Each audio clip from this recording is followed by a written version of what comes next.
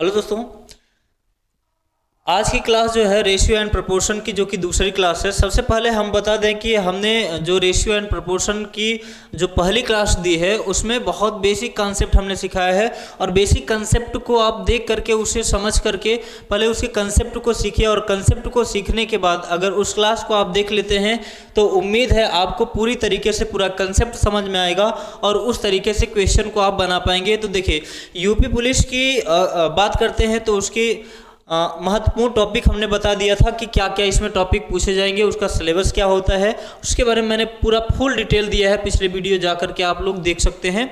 इसमें कितने नंबर के क्वेश्चन पूछे जाते हैं, कितने अंक आते हैं इसमें से, तो एक महत्वपूर्ण भूमिका निभाता है रेशियो एंड प्रोपोर्शन।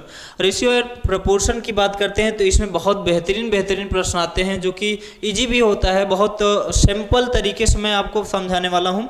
तो आप लोग इस क्लास को अपने दोस्तों तक जरूर शेयर करें, ठीक है। अगर क्लास अच्छी लगती है तो लाइक ज़रूर करें और कमेंट करना ना भूलें, ठीक है।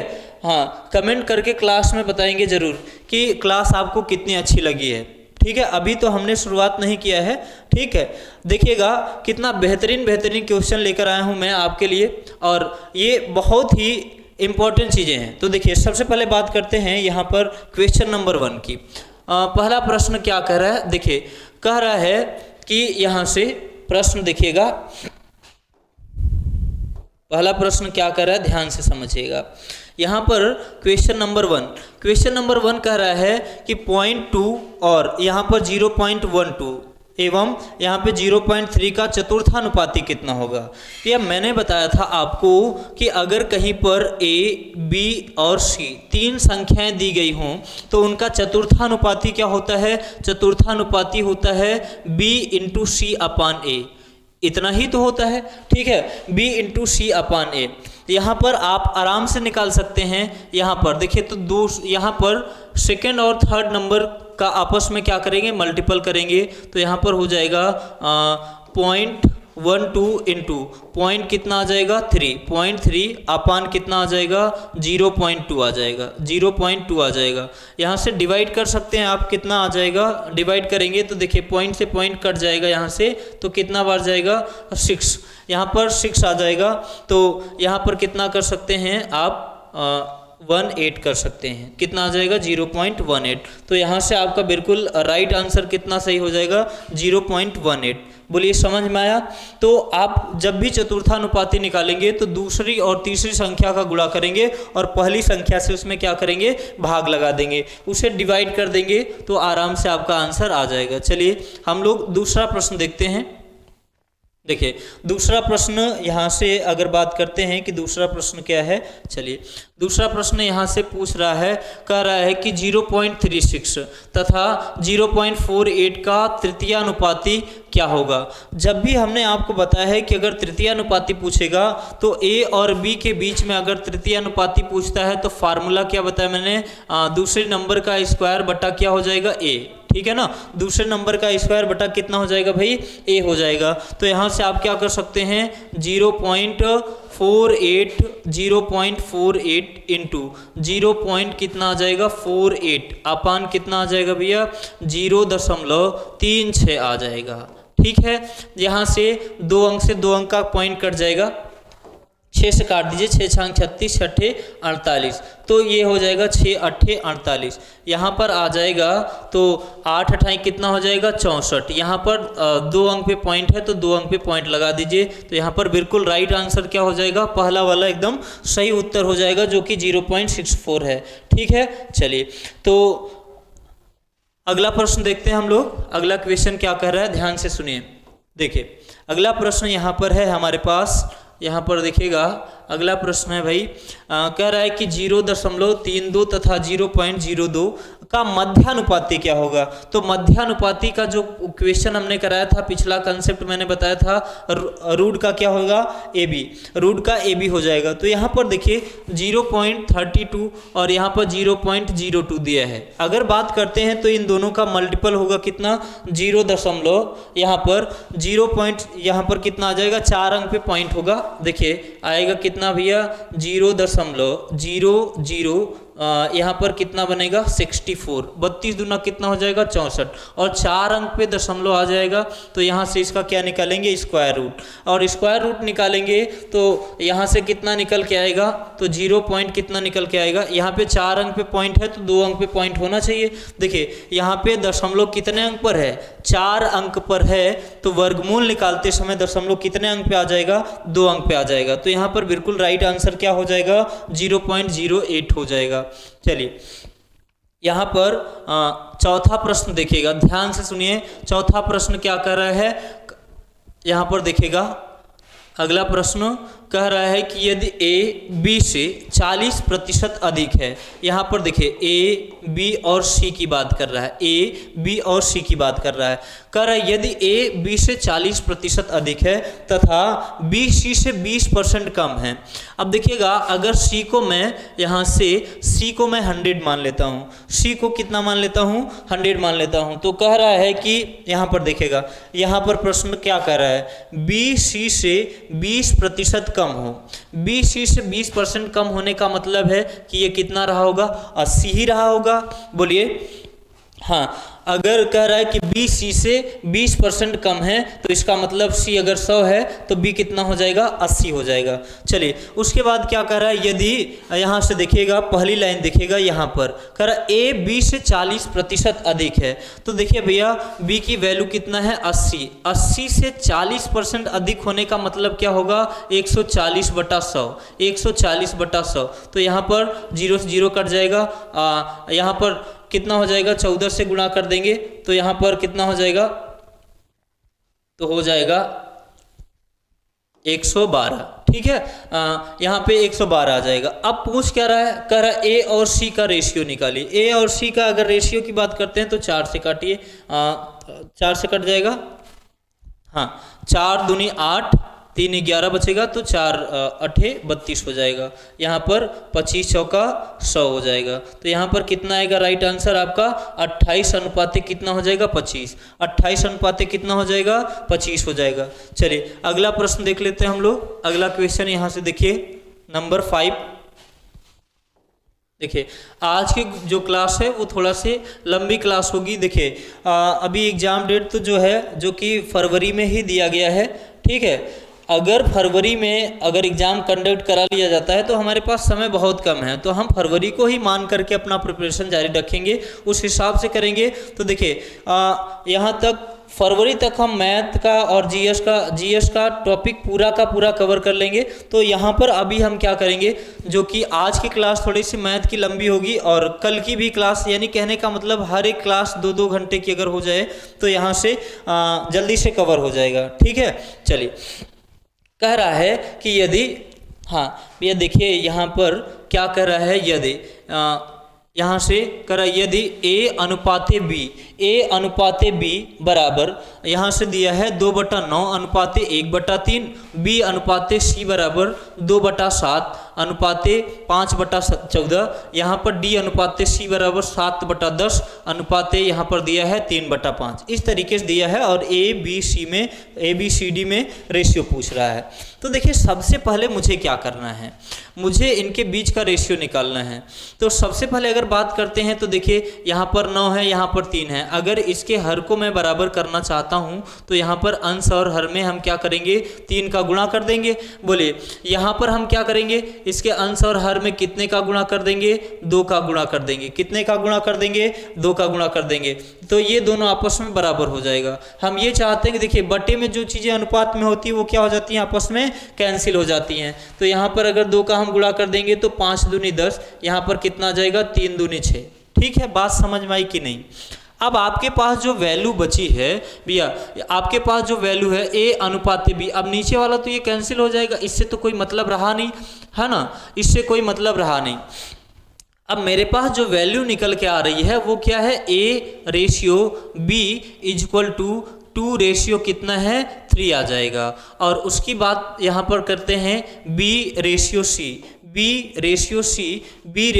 इक्वल टू कितना हो जाएगा, b रेशियो c बराबर कितना हो जाएगा, यहाँ पर कितना हो जाएगा 2 दूनी 4 अनुपाते कितना हो जाएगा भैया 5 हो जाएगा। और यहाँ पर d रेशियो c या डी रेशियो सी बोल रहा है। देखिए डी रेशियो सी का मान दिया है, डी रेशियो सी का मान 7 अनुपात यहाँ पर 3 दूनी 6 हो जाएगा, लेकिन हम सी रेशियो डी लिखना चाहते हैं, सी अनुपात डी लिखना चाहते हैं, तो ये अनुपात भी पलट जाएगा। 3 दूनी कितना आ जाएगा 6, अनुपात कितना हो जाएगा 7 हो जाएगा। अब यहाँ से हमको क्या करना है, देखिए यहाँ से हमको ए बी सी डी का रेशियो बताना है। तो देखिएगा इस तरीके से हमें करना है। तो देखिए यहाँ भी बी है, ठीक है, यहाँ पर देखिए यहाँ भी बी है, यहाँ भी बी है, यहाँ भी सी है, यहाँ भी सी है, और ए और डी है। तो अगर हम यहाँ से देखेंगे तो सबसे पहले हम बी की वैल्यू दोनों में क्या होनी चाहिए, सेम होनी चाहिए, और सी की भी वैल्यू दोनों में क्या होनी चाहिए भैया, सेम होनी चाहिए। तो यहाँ पर देखिए बी की वैल्यू यहाँ पर 3 है और यहाँ पर 4 है। तो हम क्या करेंगे, यहाँ पर किसी ऐसी संख्या का गुणा करेंगे कि दोनों आपस में क्या हो जाए, बराबर हो जाए, ठीक है ना। हाँ, दोनों आपस में क्या हो जाए, इक्वल हो जाए। तो यहाँ पर अगर हम किसी संख्या से मल्टीपल करें, अगर मैं इस संख्या में 2 से गुणा कर दूं, यहाँ पर 2 से गुणा कर दूं, सॉरी, यहाँ पर देखिएगा इस संख्या में एक ऐसी संख्या का गुणा करना है जो दोनों संख्या को बैलेंस करती हो, जो दोनों को क्या करती हो, बराबर करती हो। चलिए, हाँ, तो यहाँ पर हम यहाँ से ले सकते हैं, अगर मैं 4 का यहाँ पर गुणा कर दूं तो 4 का गुणा मुझे यहाँ भी करना पड़ेगा, 4 तिहाई 12, और यहाँ पर 3 से गुणा करिए, यहाँ भी आपको 3 से गुणा करना पड़ेगा, ठीक है, 3 से गुणा करना पड़ेगा। अब देखिए ध्यान से, तो यहाँ पर मेरे पास जो है ये तो बराबर हो गया, b और b, देखिए 4 तिहाई 12 और 4 तिहाई 12 ये बराबर हो गया। अब यहाँ से c, देखिए 5 तिहाई 15 हो गया और c की वैल्यू यहाँ पर 6 ही है। तो इस तरीके से इसको हमें क्या करना होगा, बैलेंस करना होगा। अब बात को समझिएगा, जैसे अगर यहाँ से c और d की बात करते हैं, तो c की वैल्यू तो यहाँ से कितनी हो गई, 5 तिहाई 15 हो गई, 5 तिहाई 15। अब यहाँ पर अगर बात करेंगे तो इसको किस तरीके से कर सकते हैं, अगर मैं यहाँ पर 5 का गुणा कर दूं तो 5 छंग 30 हो जाएगा, बोलिए, और यहाँ पर मैं 2 का गुणा कर दूं, 2 का गुणा कर दूंगा तो ये 5 तिहाई 15 दूना 30, लेकिन 2 का गुणा मुझे इधर भी करना पड़ेगा, ठीक है, इधर भी 2 का गुणा करना पड़ेगा। अब मुझे यहाँ से क्या देखना है, यहाँ पर हमने किसका गुणा किया है, 5 का, तो यहाँ भी 5 का गुणा करना पड़ेगा। अब देखिए इतना कैलकुलेशन करने से कोई मतलब है नहीं, ऑप्शन पर आप चले जाइए, जो है डी की जो वैल्यू होनी चाहिए वो 7 पचे कितना है, 35। तो यहाँ पर 35 इज द राइट आंसर होगा, यहाँ पर सी वाला बिल्कुल सही उत्तर होगा। इतना गुणा भाग करने की आवश्यकता नहीं है।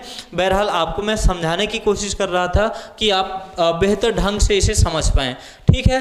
चलिए, तो आज की जो क्लास है वो ऑफलाइन है, लेकिन कल से जो होगा हम लाइव आने वाले हैं। तो कल का शेड्यूल आपको मिल जाएगा, जो कि लाइव स्ट्रीमिंग होगी और वो अपने टाइम पर होगी, और सभी क्लासें जो है निर्धारित समय पर चलेंगी, और कल से पूरा का पूरा शेड्यूल आपको जारी करा दिया जाएगा, दे दिया जाएगा। चलिए अगला प्रश्न देख लेते हैं हम लोग, यहाँ से प्रश्न नंबर 6 नंबर।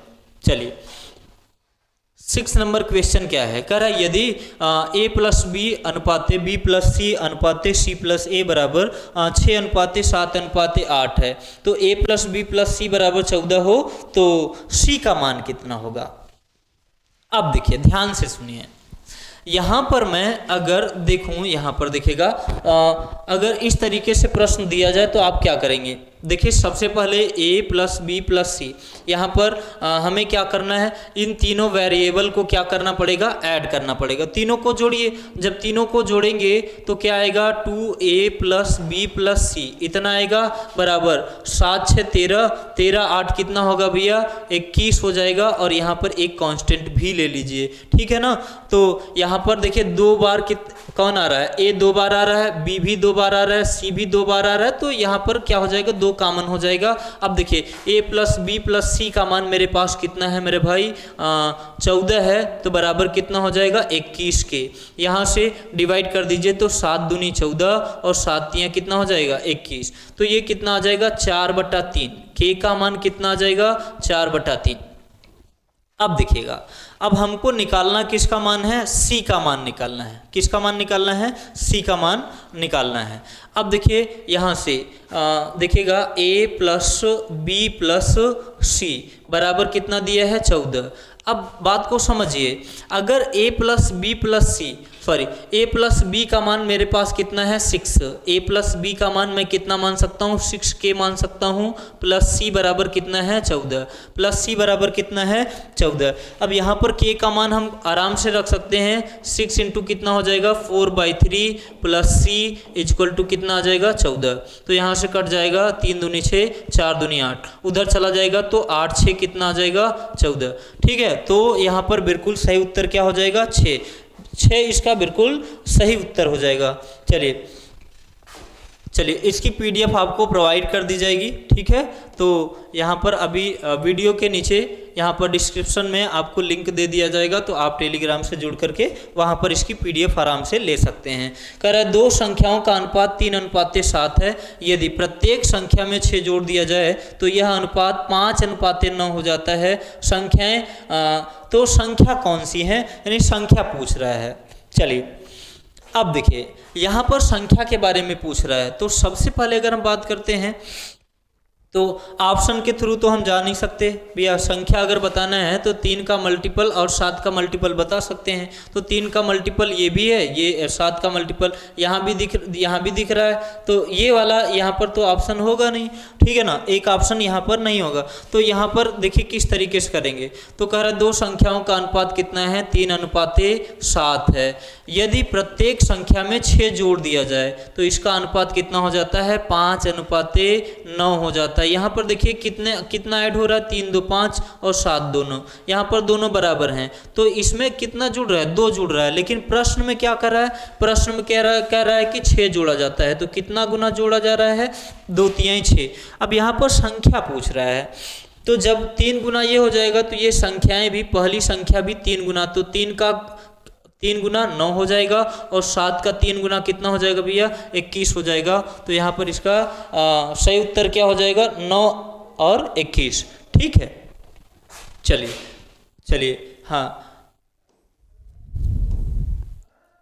सभी लोग एक बार क्लास को लाइक जरूर करेंगे। और ठीक है, चलिए यहाँ से अगला प्रश्न देखिएगा, प्रश्न नंबर 8, सवाल नंबर 8 देखिएगा। दो संख्याओं में 3:5 का अनुपात है तथा इनका लघुत्तम समापवर्तक 300 है, तो इनमें छोटी संख्या कौन सी होगी। अब छोटी संख्या की बात कर रहे हैं, तो सबसे पहले यहाँ पर 5 और 3 के अनुपात में यह है, तो इसका कितना मल्टीपल कितना हो जाएगा 5 3 15, कितना हो जाएगा 5 3 15 के ले लीजिए, बराबर कितना हो जाएगा 300। दोनों संख्याओं का अनुपात दिया है, तो यहाँ पर इनका एलसीएम हो जाएगा इतना 300 दिया है, तो कितना हो जाएगा 15 दूना 30, यहाँ पर कितना आ जाएगा 20 आ जाएगा। तो यहाँ पर एक तो संख्या 20 3 कितना होगी 60 होगी, और दूसरी संख्या 20 पंचे कितना होगा 100 होगा। तो इसमें छोटी संख्या पूछ रहा है, तो छोटा कितना हो जाएगा 60 हो जाएगा भैया। इसका राइट आंसर कितना हो जाएगा 60 हो जाएगा। चलिए तो अगला प्रश्न देख लेते हैं हम लोग। देखिए अगला प्रश्न देखिएगा, कह रहा है, ध्यान से देखिए, कह रहा है किसी बर्तन में 5 लीटर दूध तथा 1 लीटर जल का मिश्रण है। ठीक है ना, अगर मिल्क की बात करें तो 5 लीटर दूध तथा 1 लीटर जल का मिश्रण है। अगर वाटर की बात करते हैं तो 1 लीटर है। तो कह रहा है इसमें जल की मात्रा कितनी और मिलाई जाए, कि यह अनुपात कितना हो जाए भैया 2:1 हो जाए। तो यहाँ पर समझिए मिल्क कितना है 5 और वाटर कितना है 1, बराबर यहाँ पर कह रहा है कि इन दोनों का अनुपात कितना हो जाता है 2:1 हो जाता है। लेकिन कब कह रहा है कि जल की मात्रा इसमें कितनी मिलाई जाए, तो मैं मान लेता हूँ कि इसमें के लीटर जल मिला देने पर इतना होता है। यहाँ पर देखिए, यहाँ से आपस में गुणा कर सकते हैं, आराम से निकाल सकते हैं। तो तिर्यक गुणा करेंगे तो ये 5 1 का 5 हो जाएगा। यहाँ पर करेंगे तो 2 प्लस कितना हो जाएगा 2 के, 2 उधर जाएगा तो माइनस हो जाएगा। यहाँ पर कितना बचेगा के का मान कितना बचेगा भैया 3 बटा कितना आ जाएगा 2। तो यहाँ पर राइट आंसर आपका कितना हो जाएगा 3/2। बात समझ में आई। चलिए अगला प्रश्न देख लेते हैं हम लोग। हाँ, अगला प्रश्न देखिएगा, कह रहा है कि मोना और विकास की वर्तमान आयु का अनुपात। ठीक है, मोना और विकास की वर्तमान आयु का अनुपात 9:10 है। 4 वर्ष बाद यह अनुपात 11:12 हो जाता है, तो मोना की वर्तमान आयु कितनी होगी? ठीक है, चलिए तो पहले इनके आयु का अनुपात कितना था भैया? 9:10 था। सॉरी, अब कह रहा 4 वर्ष बाद इनकी आयु का अनुपात कितना हो जाता है? 11:12 हो जाता है। तो इनके बीच का गैप देखिए कितने का गैप है? 2 का। इसके भी बीच में कितने का गैप है? 2 का। यहाँ पर दोनों संख्याओं में गैप बराबर का होना चाहिए। यहाँ पर अब देखेंगे, देखिए भैया, जिनको एकदम बेसिक तरीके से मैथ पढ़ना है, एकदम बेसिक, जिनको लगता है कि मेरी तैयारी उस लायक नहीं है, पहले से बिल्कुल नहीं पढ़ रहे थे, वो ज़रूर हमको कमेंट करके बताएंगे, तो हम उनके लिए एक बेसिक की अलग से क्लास लाएंगे जिसमें उनको बहुत ज़्यादा हेल्प मिलेगी। ठीक है, और यहाँ पर तो देखिए इस तरीके से इस स्थिति में पढ़ाया जा रहा है कि भाई पेपर का टाइम अभी देखा जाए तो बहुत कम है, तो इसके हिसाब से हम चल रहे हैं। यहाँ पर देखिएगा कह रहा है कि 4 वर्ष बाद यह अनुपात इतना हो जाता है, तो कितने का अंतर है? यहाँ पर कितने का गैप है? 4 का। कितने गुना ज़्यादा है? तो 2 गुना, तो 2 का 2 गुना हो जाएगा। अब यहाँ पर इसकी वर्तमान आयु पूछ रहा है, किसकी? मोना की। तो मोना की वर्तमान आयु 9 है, लेकिन यह कितने गुना ज़्यादा है इसकी? 2 गुना। तो जब यहाँ पर 2 गुना होगा तो 9 का भी 2 गुना कितना हो जाएगा भैया? 18। वर्तमान आयु पूछ रहा है इसलिए 18 हो जाएगा, और जब 4 वर्ष बाद आयु पूछता तो कितना हो जाता? 18 4 कितना हो जाता? 22 साल हो जाता। बोलिए समझ में आया? हाँ, और ये सभी प्रश्न पूछे गए प्रश्न हैं भाई, प्रीवियस ईयर में पूछे गए प्रश्न हैं, जो कि यूपी पुलिस के ही प्रश्न हैं। ठीक है, हाँ, तो यहाँ पर देखिए अगला प्रश्न क्या है?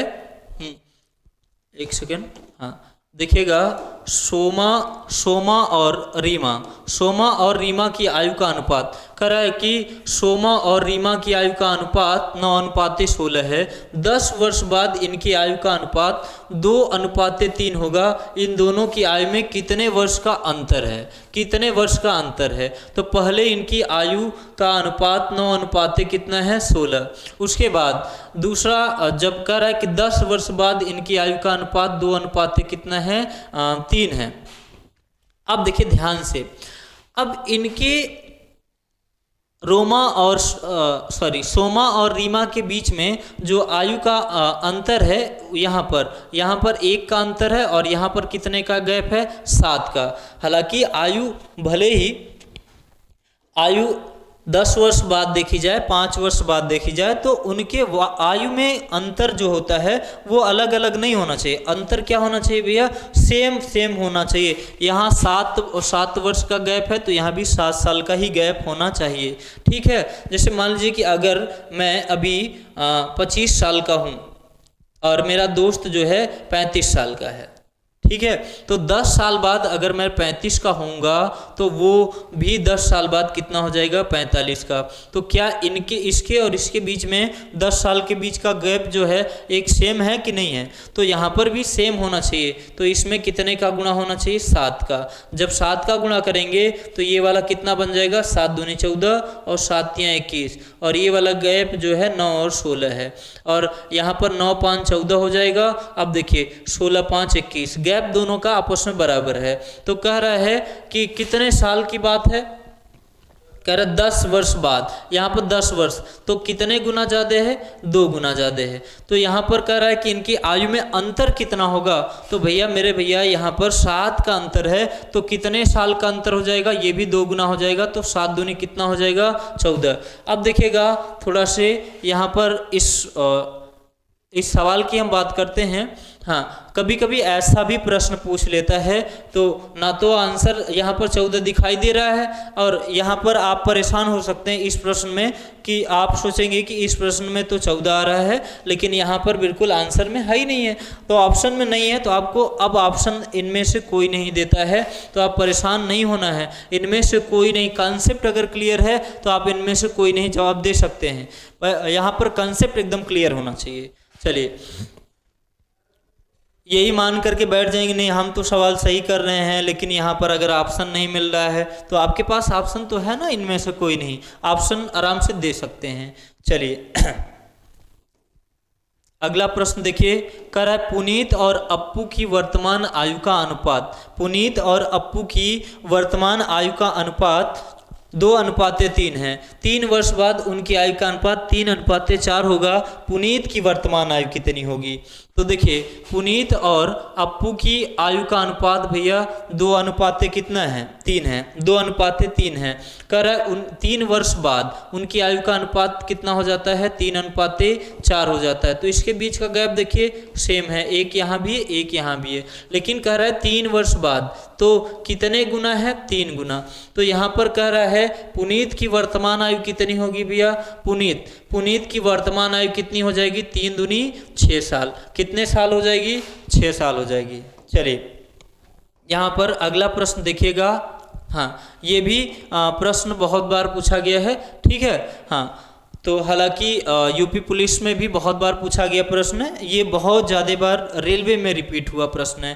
कर एक थैली में 25 पैसे, 10 पैसे तथा 5 पैसे के सिक्के 1:2 के 2:3 के अनुपात में है। यदि थैली में कुल 30 रुपये हैं तो उनमें 5 पैसे के सिक्कों की संख्या कितनी है? 5 पैसे के सिक्कों की संख्या कितनी होगी, ये पूछ रहा है। अब देखिए ध्यान से, यहां पर देखिएगा 5 पैसे के सिक्के की बात कर रहा है ये।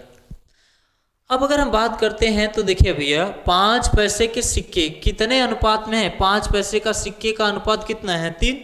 तो हालांकि यहाँ पर 3 का जो मल्टीपल वाला आंसर होगा वही बिल्कुल सही होगा। तो यहाँ पर आपको दिखाई दे रहा है कितना? 150। आराम से कर सकते हैं, बिल्कुल इसमें हल करने की कोई भी आवश्यकता नहीं है आपको। लेकिन कुछ प्रश्न ऐसे भी होंगे जहाँ पर ऑप्शन 3 से डिवाइड यहाँ भी होगा, यहाँ भी होगा, ठीक है। तो आराम से यहाँ पे आप कर सकते हैं, ठीक है। चलिए, और देखिए अगर इसे बेसिक से करना हो तो कैसे कर सकते हैं? इनमें दिया है 1:2:3, 1:2:3 के अनुपात में दिया है। ये एक यहाँ पर कह रहा है 25 पैसे, 10 पैसे और 5 पैसे। तो 25 पैसे में कितने सिक्के होंगे? 1/4 यहाँ पर।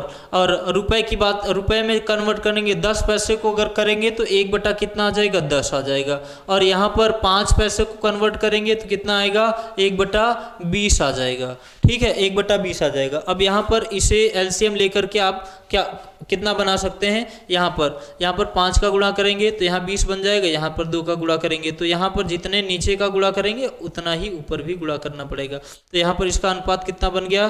5, और यहाँ पर 4 और कितना बन गया? 3 बन गया। तो 5, 4, 9 और 3 कितना हो जाएगा? 12। यहाँ पर 12 के बन गया और बराबर होगा किसके? 30 के। तो यहाँ पर 6 दूनी 12, 6 पंचे 30, तो कितना आ जाएगा? 5/2 आ जाएगा। और यहाँ पर पूछ किसका रहा है? यहाँ पर पूछ रहा है कि 5 पैसे के सिक्के। 5 पैसे के सिक्के की बात करेंगे तो यहाँ कितना है? 3/2 है। तो यहाँ पर देखिए 3/2, यहाँ पर 3 हो जाएगा तो 5 3 कितना आ रहा है? 15, और 15 यहाँ से तो राइट आंसर ये हो जाएगा, ठीक है। चलिए, तो अगला यहां से बात करेंगे।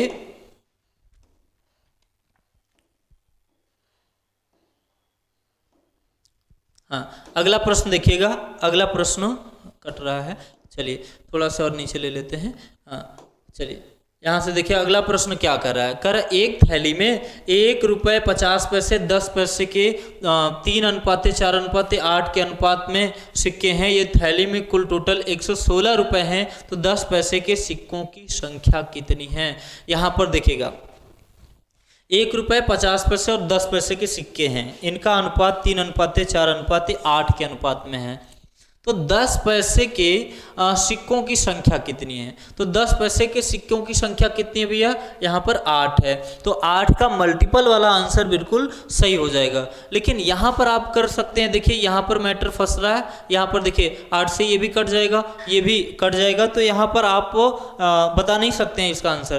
तो किस तरीके से आपको करना होगा? तब आपको बेसिक तरीका ही अपनाना पड़ेगा। 3:4 कितना हो जाएगा? 8। बोलिए क्लियर है। 3:4:8। तो यहाँ पर 1 रुपए के सिक्के जो होंगे वो 1 हैं, लेकिन 50 पैसे के सिक्के कितने हो जाएंगे, 1/2, और 10 पैसे के जो सिक्के हो जाएंगे वो कितने हो जाएंगे, 1/10 हो जाएगा। यहाँ से काट दीजिए तो 2 दूनी 4 हो जाएगा, 2 चौका 8, 2 पंचे 10। तो यहाँ पर कितना बन जाएगा, 3:2:4/5 इस तरीके से हो जाएगा। तो 5 यहाँ पानती हैं, कितना हो जाएगा 15, 5 दूनी 10, और यहाँ पर क्या आ जाएगा 4। भैया 5 का इसमें भी गुणा होगा, इसमें भी गुणा होगा। अब देखिए इसका जो अनुपात बन गया वो 15:10:4 बन गया। तो इस तरीके से टोटल अमाउंट कितना है, 116। तो यहाँ पर कितना बन जाएगा,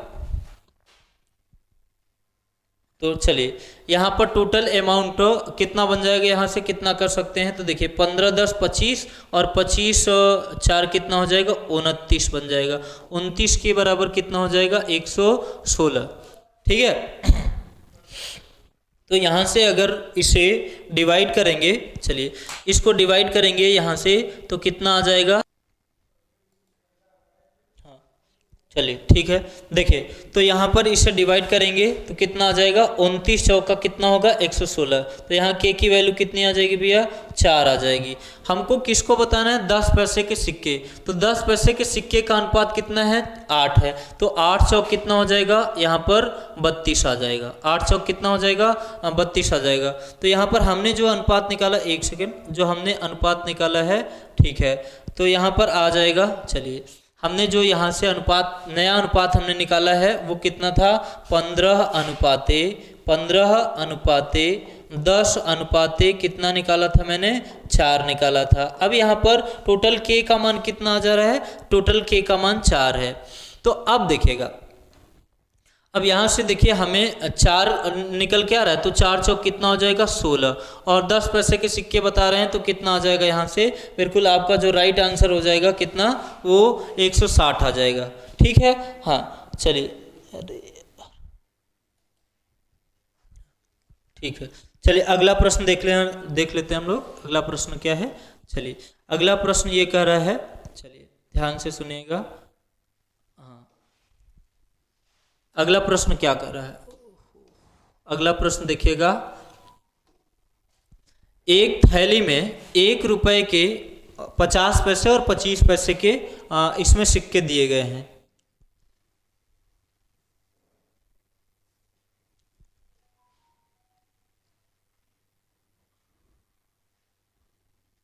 चलिए यहाँ पर कर एक थैली में 1 रुपए 50 पैसे और 25 पैसे के सिक्के हैं। 50 पैसे के सिक्कों की संख्या 25 पैसे के सिक्कों की संख्या से दोगुनी है तथा 1 रुपए में सिक्कों की संख्या की चौगुनी है। तो कह रहा है इन सिक्कों का कुल मूल्य 56 रुपये है, तो 50 पैसों के सिक्कों की संख्या कितनी होगी। चलिए तो यहाँ पर देखिएगा, अगर इस प्रश्न को हम करेंगे सिंपल तरीके से, किस तरीके से बनाएंगे, चलिए देखिए यहाँ पे कह रहा है एक थैले में 1 रुपए 50 पैसे 25 पैसे के सिक्के हैं। 50 पैसे के सिक्कों की संख्या 25 पैसे के सिक्कों की संख्या से दोगुनी है तथा 1 रुपए के सिक्कों की संख्या से चौगुनी है। तो इन सिक्कों का कुल मूल्य 56 रुपये है, तो 50 पैसे के सिक्कों की संख्या कितनी है। चलिए तो सबसे पहले अगर हम मान लेते हैं मेरे पास, अगर यहाँ पर 1 रुपए के x सिक्के होंगे तो 50 पैसे के कितने सिक्के हैं यहाँ पर भैया 2x, और 25 पैसे के जो सिक्के हैं वो कह रहा है कि यहाँ पर चौथाई है, मतलब चौगुना है। तो यहाँ पर अगर बात करते हैं तो चौगुना कह रहा है, तो 25 पैसे के सिक्कों की बात करते हैं तो यहाँ पर कितना होता है 1/4।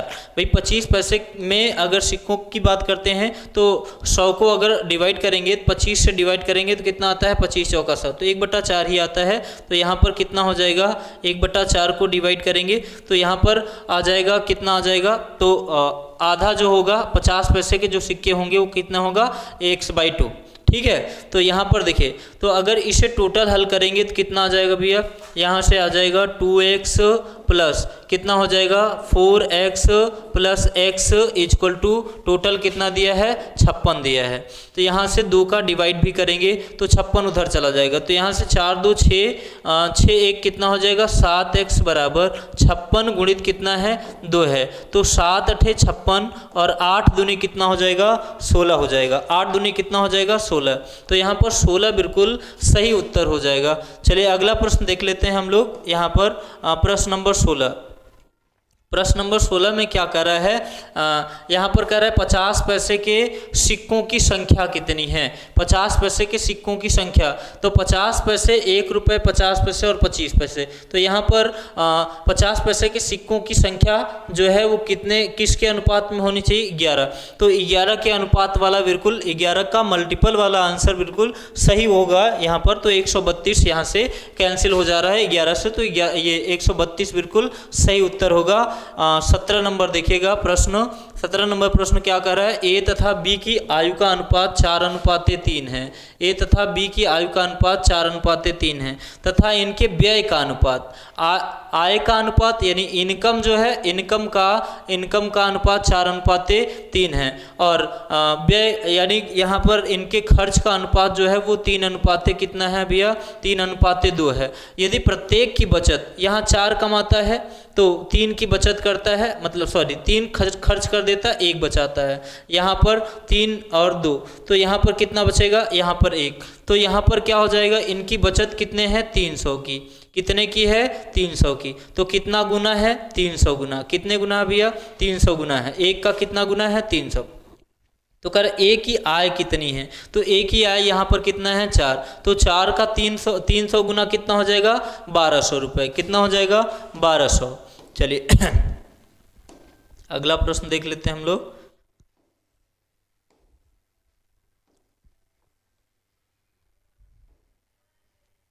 देखिएगा अगला प्रश्न क्या कर रहा है, प्रश्न नंबर 18 है।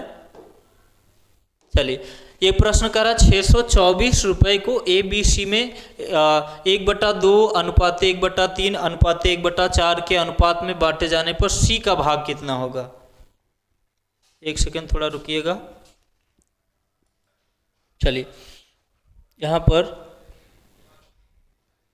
थोड़ा सा 1 मिनट के लिए सिस्टम में कुछ समस्या आ गई थी। देखिए यहाँ पर देखिए अगला प्रश्न क्या कर रहा है 624 रुपये को ए बी सी में इस तरीके से बांटा जाता है कि इनका अनुपात जो है इस तरीके से यहाँ पर है।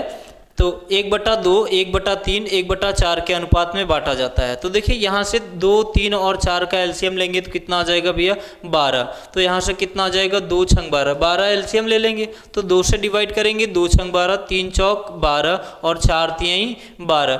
यहाँ पर बांटे जाने पर सी का भाग कितना है, तो सी का भाग जो है वो 3 है। यहाँ पर 3 का मल्टीपल अगर यहाँ से देख लेते हैं, 3 का मल्टीपल तो देखा जाए तो यहाँ पर आंसर आपको दिख रहा है। तो इस तरीके से नहीं कर सकते तो इसे ऐड करके कर लीजिए। तो 6 4 10 3 कितना हो जाएगा 13। 13 के बराबर कितना है 624। 624 तो यहाँ पर कितना हो जाएगा 13 से काट दीजिए तो कितना हो जाएगा 13 चौका 52, 13 5 65 ज़्यादा हो जाएगा, 13 चौका 52 और 13 8 104। तो यहाँ पर कितना हो जाएगा 48 बार। अगर यहाँ से बात करेंगे तो यहाँ पर सी का पूछ रहा है तो सी का कितना है भैया 3 है। तो कितना आ जाएगा यहाँ पर 48 × 3 से मल्टीपल करिए तो 3 8 24 का 4, 3 चौक 12 2 14 आ जाएगा। तो इसका राइट आंसर कितना होगा 144। चलिए अगला प्रश्न देख लेते हैं हम लोग। चलिए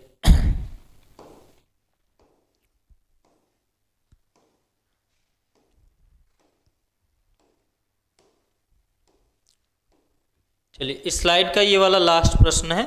देखिएगा यहाँ से कह रहा है कि 1 सेकेंड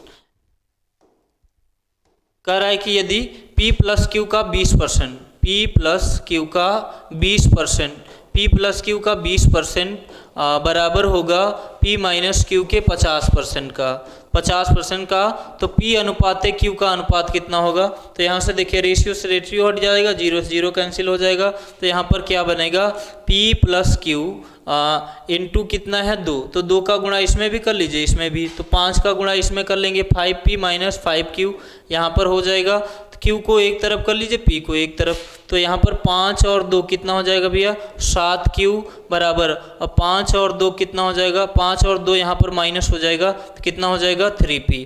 तो p और q का अनुपात पूछ रहा है, तो p और q का रेशियो जब यहाँ पर पूछ रहा है तो q अनुपाते p करेंगे तो 3 अनुपाते 7 हो जाएगा, जो कि p अपान q पूछ रहा है तो 7 अनुपाते कितना हो जाएगा 3 हो जाएगा। चलिए, तो आज की क्लास यहीं से समाप्त करते हैं, तो मिलते हैं हम लोग कल की क्लास में, और इसी के साथ ये बेहतरीन सेशन होगा। हर एक क्लासें आपको बहुत अच्छे ढंग से मिलेंगी, ठीक है। एक दिन 2 दिन अभी कन्विंस करना पड़ रहा है, थोड़ी सी समस्याएं हैं जो